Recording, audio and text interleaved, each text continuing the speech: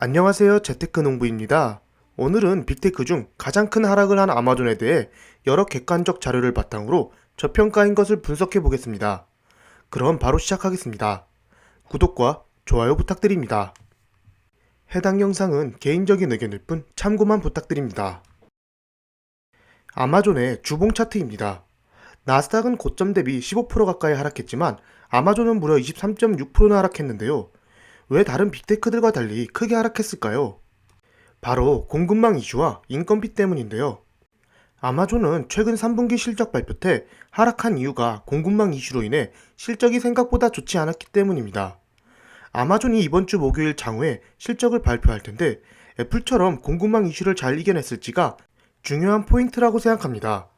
그리고 인플레이션이 상승하며 미국의 인건비도 급속히 상승하고 있는데요. 아마존이 미국에서 월마트 다음으로 직원 수가 많고 이제는 140만 명까지 증가했기 때문에 다른 빅테크들과 달리 주가 하락이 더 큰 것이죠. 스타벅스도 비슷한 문제로 인해 주가가 많이 하락했습니다. 그렇다면 현재 아마존의 주가는 어떤 위치일까요? 앞서 말씀드렸다시피 고점 대비 23.6% 하락했지만 코로나 전고점 대비 고작 30%밖에 상승하지 못했습니다. 빅테크 중에 이렇게 적게 상승한 주식이 있을까요? 보시면 애플, 마이크로소프트, 구글, 아마존, 그리고 S&P 주가 상승률인데요. 최근 3년간 기록입니다. 보시면 아마존은 S&P 상승률과 비슷한 75%대의 상승률을 보여줬고 애플은 335%, 마이크로소프트는 193%, 구글도 무려 146%의 성장성을 보여줬습니다. 그러면 아마존이 이 기간 동안 매출이 안 나오거나 큰 악재가 있었을까요? 코로나 이전 매출부터 이제 곧 발표될 매출까지 표로 정리했습니다. 매출의 단위는 빌리언 달러입니다. 매출은 보시다시피 계속 상승하고 있습니다. 아마존은 매년 4분기에 가장 높은 매출이 발생되고 1분기에는 약간 줄어드는 모습을 보여줍니다. 그럼에도 코로나 전보다 57%의 매출 성장을 보여줬는데요. 매출은 57%나 증가했는데 주가는 고작 30%만 상승했습니다. 현재 많은 유동성으로 인해 미국 시장 전체 PER이 높이 올라간 상태에서 주가가 오히려 떨어진다는 것은 상당히 의아해 보입니다. 앞서 보여드린 매출을 다시 한번 표로 정리한 자료입니다.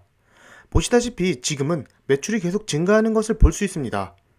아래는 S&P 평균 PER인데요. 코로나 이후 엄청나게 급등했는데 아마존의 PER은 감소했습니다. 위 차트는 아마존의 5년 PER 차트이고 아래는 아마존의 5년 주가입니다. PER과 차트가 뭐가 반대로 간 느낌이죠? 아마존의 현재 PER은 5년 내 최저점인 것을 볼 수 있습니다. 한때 300까지 올라갔던 아마존 PER이 56까지 떨어진 것인데요. 물론 조금씩 시총이 커지면서 고평가를 해소하며 PER이 내려가고 있지만 꾸준히 70과 80을 유지하던 아마존 PER이 상당히 많이 하락했습니다. 그리고 파란 네모 부분이 보이시나요? 2020년 중반부터 주가가 급등하면서 PER도 같이 급등했습니다.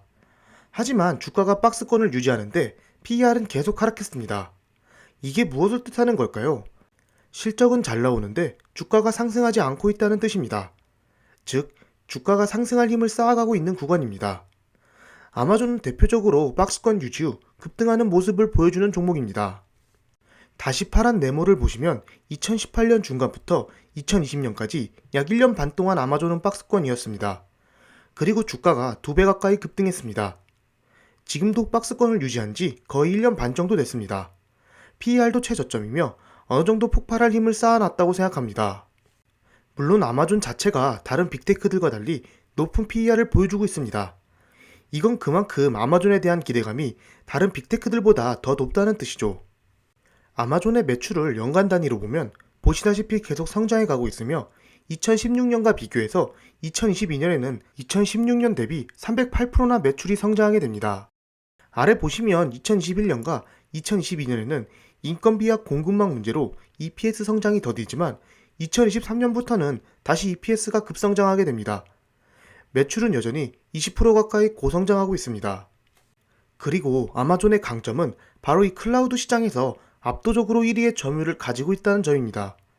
보시면 17년 4분기와 지금과 비교하면 점유율이 거의 차이가 없는데요. 클라우드 시장은 해가 갈수록 급속히 커지지만 거기서 높은 점유율을 계속 가지고 있다는 소리입니다. 그만큼 클라우드 시장에서 아마존의 기술력이 뛰어나다는 것을 보여주는 뜻합니다. 그리고 아마존 전체 매출에서 클라우드 매출 점유율은 전자상거래 매출보다 훨씬 낮지만 순이익은 아마존에서 가장 높은 점유율을 가지고 있습니다. 그만큼 마진이 높은 사업에서 아마존이 당당히 1등을 차지하고 있습니다. 최근 아마존의 행보를 보면 전자상거래 업체에서 소프트웨어 업체로 바뀌고 있다고 생각합니다. 스타벅스에 아마존이 개발한 무인 결제 시스템을 적용하고 스텔란티스의 아마존 AI 기술을 사용하여 전기차 소프트웨어를 개발하고 있습니다. 그리고 테슬라가 스페이스X와 어느 정도 관련이 있듯이 당연히 아마존과 블루오리진 또한 깊은 연관이 있다고 생각합니다. 미래 우주 산업에서 전자상거래 1위 업체인 아마존이 우주와 어떤 연관을 지어 더 발전할지 기대가 됩니다. 보시다시피 뉴스에서는 올해 아마존에 대해서 좋은 평가들을 하고 있는데요. 이미 지금 하락된 주가에 악재가 다 반영됐다고 분석한 것입니다. 실제로 아마존의 타겟 주가와 투자 의견을 봐보시면 많은 애널리스트들이 같은 생각을 한 것을 알 수 있습니다. 22명의 애널리스트 중 모두 매수 투자 의견을 보여주고 있고 타겟 주가는 4,192달러로 현재보다 45% 상승 가능합니다. 그리고 최근 기관들의 타겟 주가와 투자 의견 또한 전부 상승을 바라보고 있습니다. 애널리스트들의 의견이 모두 맞는 것은 아니지만 모두 다 같은 방향을 바라보고 있다면 참고 정도는 해도 괜찮을 듯 합니다.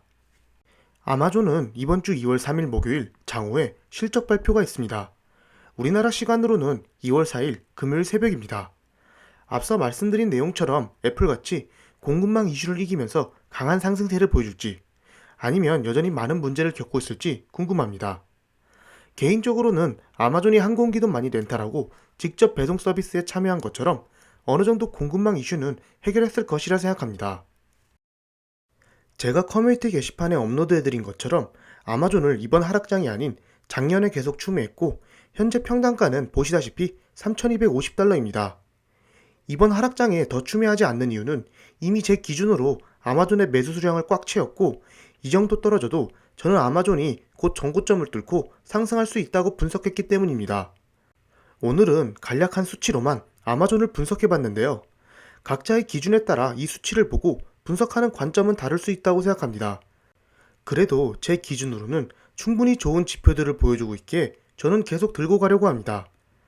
오늘 풀이장은 약간의 상승으로 출발하는 듯 하는데요. 언제든 다시 하락할 수 있으므로 상승장에서의 매수는 최대한 조심하는 게 좋을 듯 합니다. 미국 증시 시황이나 속보 등은 커뮤니티 게시판을 통해 공유해 드릴 테니 참고 부탁드립니다. 즐거운 설날 연휴 보내시고 새해 복 많이 받으세요. 절대 투자 추천 영상이 아닌 개인적인 의견이니 참고만 부탁드립니다.